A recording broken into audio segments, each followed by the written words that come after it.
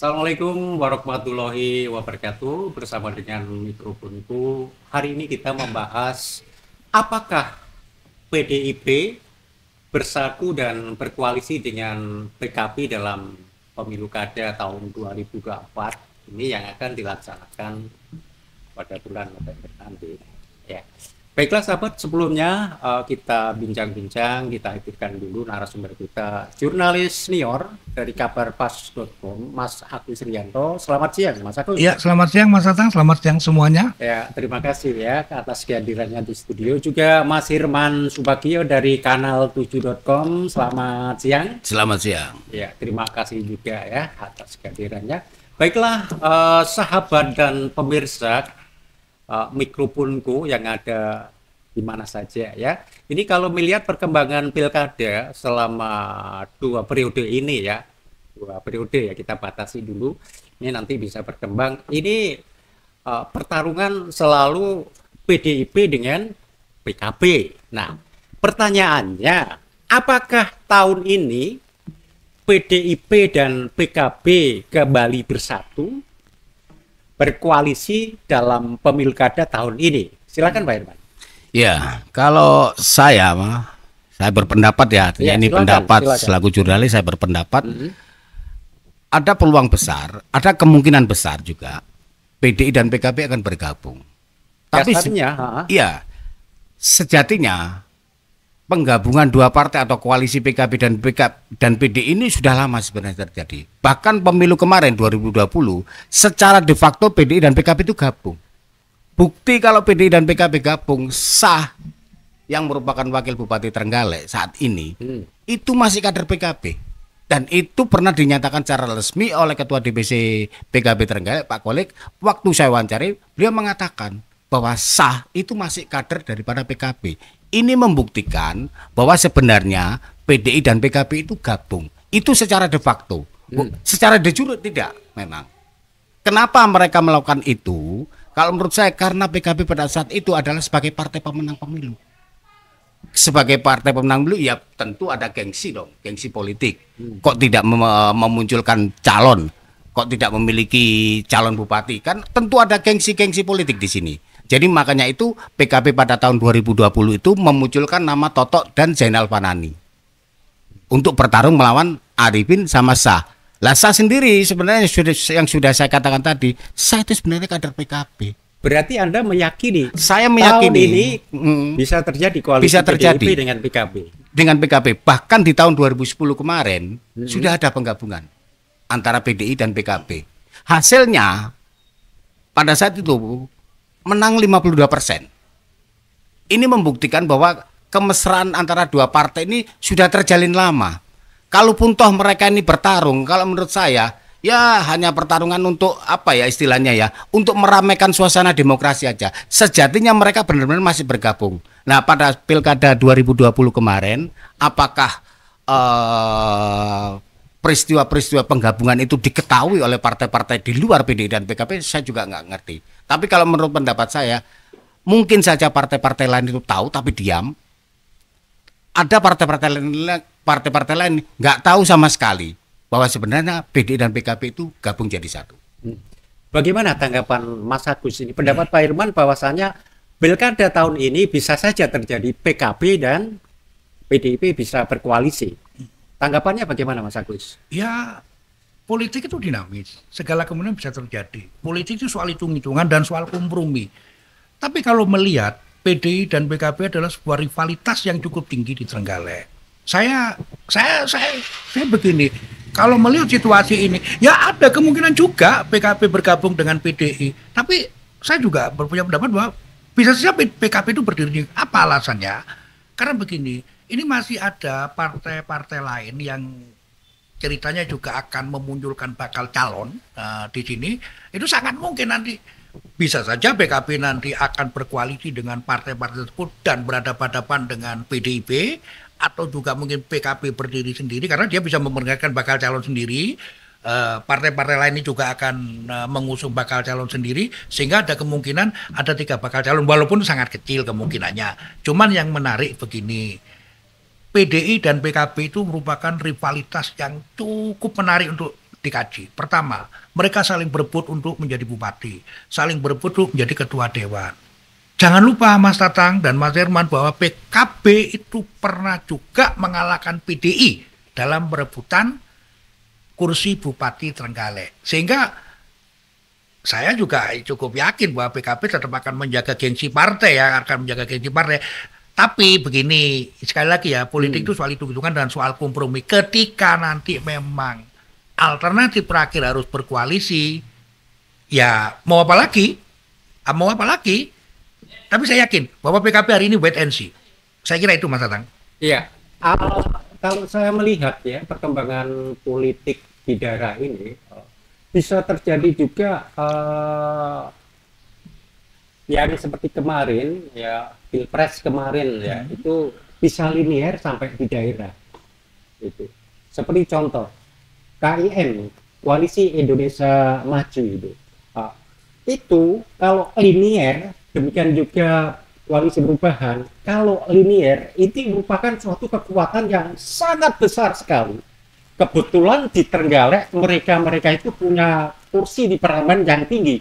Seandainya terjadi koalisi seperti Koalisi Indonesia Maju ya, ada Gerindra, Golkar, Demokrat, PAN. Kalau kita bicara kursi sebagai tolak ukur, kursi di parlemen cukup besar itu dan bisa menjadi pesaing berat bagi petahana ya, Mas Irwan. Demikian juga kalau perubahan linear ke bawah ya, itu PKB dan PKS bisa menjadi satu, itu kekuatan yang sangat besar sekali. Berapa jumlah parlemen yang ada di DPRD? Itu PKB ada 11 kursi dan PKS ada 6 kursi. Kekuatan yang sangat luar biasa sekali. Seandainya itu terjadi, berarti ada 3 calon bacabut ya.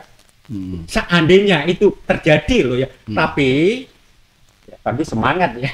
Tapi politik itu kalau di daerah itu pragmatis ya, bukan itu sih. Jadi lebih fleksibel. Bisa jadi PKS koalisi dengan PDIP atau sebaliknya PDIP dengan PKB dan seterusnya ya. Karena politik di daerah itu seperti ekor ya, tidak mengikuti kepalanya, kebanyakan seperti itu. Jadi lebih pragmatis dan fleksibel lah, demikian ya. Kalau itu terjadi berarti ini merupakan suatu tantangan berat ya Pak Agus ya, bagi petahana. Ini yang harus diperhatikan. Ada 3 calon, bahkan kalau itu Perubahan dan Koalisi Indonesia Maju jadi satu, itu merupakan saingan berat bagi petahana dan tidak ada yang tidak mungkin. Itu petahana bisa kalah. Contoh di Jember, ingat Faida itu bisa kalah gitu. Karena apa? Masyarakat mengendaki perubahan. Nah, seperti itu. Jadi tidak ada yang tidak mungkin dalam begini Mas Tatang, silakan. Begini Mas Tatang, saya dari awal mengatakan bahwa politik itu hitung-hitungan, politik itu soal kompromi. Ya, jadi begini, sebenarnya kalau boleh saya menghitung bahwa PKB hari ini memang menjadi kartu truf. Dia mendelay dalam permainan ini, sehingga dia memang karena PKB partai berpengalaman, cukup lihai, cukup cermat, sehingga mereka mendelay. Kalau misalkan PKB mau mengajak perang terbuka PD, dia sudah akan memunculkan calon. Dia pasti akan memunculkan calon karena dia bisa berangkat sendiri loh, tanpa harus terpengaruh dengan partai lain. Nah, kesimpulannya bahwa PKB hari ini wait and see. Artinya begini Mbak Tatang, sangat mungkin PKB itu akan berkoalisi dengan PDI, bisa saja memberangkatkan sendiri, bisa saja akan terjadi koalisi PKB dengan partai-partai lain yang mungkin ditarik linear dari pusat dari itu ya, Kim tadi ya. Nah, kalau itu sampai terjadi, ya menarik juga. Cuman yang menjadi persoalan, waktu terus bergulir, sangat-sangat tidak ideal. Dalam sisa waktu kurang lebih 7 bulan bakal calon itu tidak muncul, baru PDIP yang sudah memunculkan calon. Baru PDIP. Tapi Pak Agus, sebentar gitu. Bisa jadi dari parpol-parpol lainnya sudah mempunyai calon. Saya meyakini seperti itu. Cuma ya belum dimunculkan. Saya percaya itu. Bahkan nanti ada 3 calon maksimal itu. Saya percaya itu. 3 calon kalau itu memang berdiri linier dari atas ke bawah ini.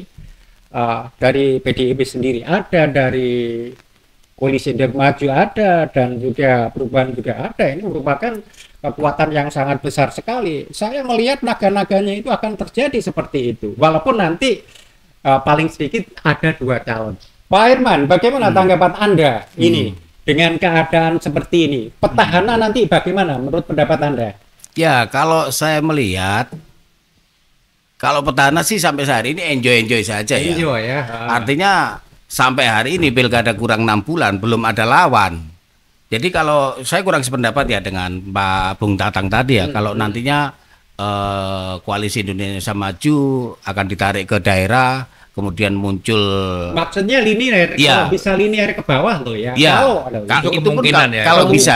Ya. Gitu. Tapi faktanya sampai hari ini calon yang diusung, taruhlah dari Koalisi Indonesia Maju kan juga belum ada. Dari Perubahan kan juga belum ada. Yang ada hanya masih petahana. Sementara waktu ini sudah mepet. Impossible. Karena seorang calon bupati itu butuh waktu, Pak. Kalau dia mau terjun, mau mencalonkan diri, ini butuh proses, butuh waktu. Harus datang ke masyarakat, harus menyapa masyarakat. Ketika waktunya ini sudah mepet, saya rasa sulit hal itu akan terwujudkan ya dalam situasi politik saat ini. Jadi kalau menurut saya, pendapat saya, Arifin posisinya sudah di atas angin. Tinggal siapa aja yang mau gandeng Arifin pasti jadi kok. Nah, artinya Mas Herman meyakini bahwa nanti tidak ada calon lawan Arifin maksudnya ya. Kalau saya meyakini tidak ada lawan untuk Arifin nanti. Karena sampai hari ini jelas. Ya. Kalaupun toh ada lawan, kita lihat ya perjalanan Pilkada Trenggalek, sejarah Pilkada Trenggalek. Itu mereka yang mau hadir itu pasti butuh waktu. Bahkan 2 tahun sebelumnya, bisa 1 tahun sebelumnya. Sekelas Emil saja, itu butuh waktu 1 tahun. Sekelas Emil yang istrinya adalah seorang artis. Artis kan memiliki popularitas yang tinggi. Itu 1 tahun dibutuhkan waktu. Nah, kalau sekarang sampai hari ini tidak ada lawan, belum ada yang muncul, kita bisa memprediksi lah. Seperti apa nanti lawan Arifin ketika dia benar-benar melawan Arifin. Gimana Pak? Sulit. Ya kalau saya tetap berpatokan bahwa politik itu dinamis. Jadi segala kemungkinan bisa terjadi. Kalau toh nanti ada calon kejutan tiba-tiba muncul di H-3 bulan, H-4 bulan, secara matematis memang tidak ideal. Secara matematis. Tapi saya tidak tahu ketika calon itu nanti mempunyai daya ledak yang luar biasa, artinya bisa menjadi magnet bagi masyarakat Trenggalek. Ini juga menjadi sesuatu yang mungkin ya akan menjadi kekuatan yang bisa melawan petahana. Tapi saya jujur mengatakan bahwa memang sangat-sangat tidak ideal ketika hari ini belum muncul. Cuman kan saya pernah mengatakan bahwa bakal calon yang melawan petahana itu ada 3 kriteria yang mereka harus siapkan. 1 dari sisi ketokohan, dari sisi finansial, dari sisi jejaring. Saya sempat juga mendengar bahwa ada sosok yang mungkin mewakili 3 kriteria tadi. Tapi saya tidak mau berspekulasi ya, cuma itu hanya isu-isu yang berkembang. Yang jelas saya begini, ketika nanti 1-2 bulan ke depan tidak ada bakal calon yang berani muncul, saya anggap game over. Saya kira demikian. Ya, terima kasih. Kalau saya melihat situasi perkembangan politik di Kabupaten Trenggalek ini, saya percaya nanti Pilpres nanti akan berdampak di daerah ya, di pilkada, khususnya di Kabupaten Trenggalek ini. Pasalnya, nah disinilah nanti dampak itu akan kelihatan. Seperti dengan kemenangan Koalisi Indonesia Maju nanti akan membuat lebih semangat lagi koalisi-koalisi lain. Tidak ada yang tidak mungkin itu bagi saya. Petahana bisa dikalahkan. Dampaknya seperti itu. Jadi bagi penantang, kalau menurut saya itu kenapa kita harus takut? Nah itu dampaknya. Dan ini adalah momentum yang paling tepat, ya. Momentum yang paling tepat untuk bisa mengalahkan petahana. Jadi gini Mas Tatang ya, maaf ya. Jadi saya kan sudah katakan dari kriteria 3 tadi, kalau ini memang mempunyai daya ledak yang luar biasa, sangat mungkin. Karena begini, supporting dari pusat, kalau memang misalkan supporting dari pusat itu berjalan maksimal dan memunculkan sosok calon yang memiliki daya ledak yang luar biasa, ya juga bisa menjadi pertarungan yang seru. Cuman yang saya bertanya, kalau mereka harus menyimpan waktu, mungkin mengatur strategi, deklarasi sekarang, deklarasi 2 bulan, 3 bulan yang akan datang sama saja. Tapi tidak tahu kalau ini masalah strategi. Cuma yang saya semuanya ya sepakat juga dengan Mas Tatang ya, segala sesuatu bisa terjadi. Iya. Termasuk tidak ada mungkin, yang tidak mungkin, Mas Agus. mungkin petahana bisa kalah. Bisa kalah. Cuman dalam hal ini memang cara elektabilitas petahana unggul telak. Ya dalam hal plus ini. lah, punya nilai plus ya. Itu artinya- Tapi ini bagus sebagai Ya. peringatan ya, ini supaya lebih berhati-hati lagi. Kita tidak boleh menganggap remeh-lawan loh ya, walaupun tinggal 6 bulan lagi, jangan kita remehkan karena banyak sekarang ini teman-teman barangkali ya, maksud saya barangkali yang sudah menyiapkan beberapa calon itu. Tinggal saja memunculkan itu saja dari partai politik itu. Kalau gimana? saya gini, jadi kenapa kok saya meyakini PDI dan PKB itu pada akhirnya tetap gabung ya? Itu sekarang itu bisa kita lihat ya. Wakil Bupati Trenggalek saat ini sah. Seperti saya katakan tadi, saya itu masih kader PKB. Bahkan diperkuat lagi, istrinya sah kemarin itu mencalonkan sebagai wakil rakyat juga dari PKB. Artinya apa? Kebersamaan antara PD dan PKB ini terus berlanjut, Pak. Dan bisa nanti akan dilanjutkan kembali pasanganmu PDI dan PKB, entah Arifin dengan sah atau Arifin dengan kader PKB yang lain. Sangat mungkin PKB ini akan bersama-sama dengan PDI. Tapi gini Mas Herman, jangan lupa ya bahwa PDI dan PKB itu adalah sebuah rivalitas. Rivalitas yang cukup ya, tinggi, itu. cukup tinggi. Tidak nutup kemungkinan PKB pun ingin rematch nanti, ingin revan kalau istilah sepak bola. Ya.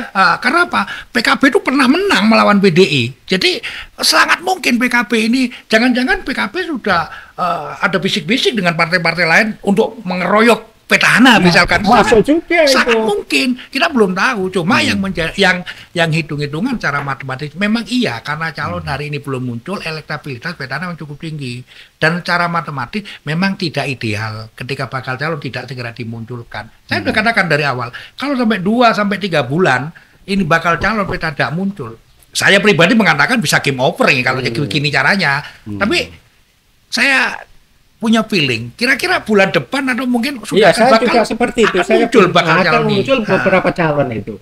Ya, ini kesimpulannya kita Mas Herman itu ya kita harus berhati-hatilah ya. Sebagai mungkin Pak Herman petahana ya. Tapi yang jelas dengan kondisi seperti ini kita lebih baik waspada dan jangan terlalu pede gitu yang kita harapkan. Karena bagaimanapun politik adalah politik ya, tidak bisa diperhitungkan secara matematis ya. Oke, satu tambahan Pak Tata, silakan. mungkin begini, saya katakan bahwa PKB memang sangat luar biasa, saya akui memang cukup berpengalaman, cukup lihat. Sebenarnya ini kuncinya dari PKB. Apakah PKB itu akan berdiri sendiri, akan berkoalisi?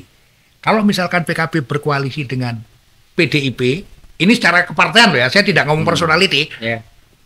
Mungkin sangat-sangat luar biasa peluang petahana untuk menang. Tapi akan menjadi persoalan dan akan berbeda situasi ketika nanti PKB memutuskan berkoalisi dengan misalkan ditarik linier koalisi di pusat, koalisi Indonesia Maju, PKB maju dalamnya, maka kan ada koalisi besar akan sekali. berhadapan dengan koalisi akan berhadapan dengan PDIP. Jadi kalau topiknya tadi mengatakan apakah PKB akan berkoalisi dengan PDIP, saya katakan 50-50. 50-50-nya begini, rivalitas kedua partai ini cukup besar. Mereka saling berebut kursi bupati, kursi DPRD. Tentu saja ini soal gengsi partai. Gengsi partai ini cukup menentukan sekali.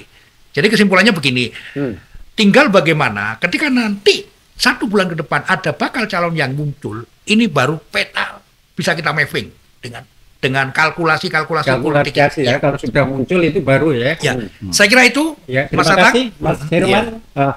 Baiklah, sahabat pemirsa sekalian, demikian tadi bincang-bincang kita dengan narasumber kita, jurnalis senior dari kabarpas.com, Mas Agus Trianto, dan Mas Herman Subagio dari kanal 7.com. Saya mohon pamit, kita ketemu di lain kesempatan. Wassalamualaikum warahmatullahi wabarakatuh. Waalaikumsalam.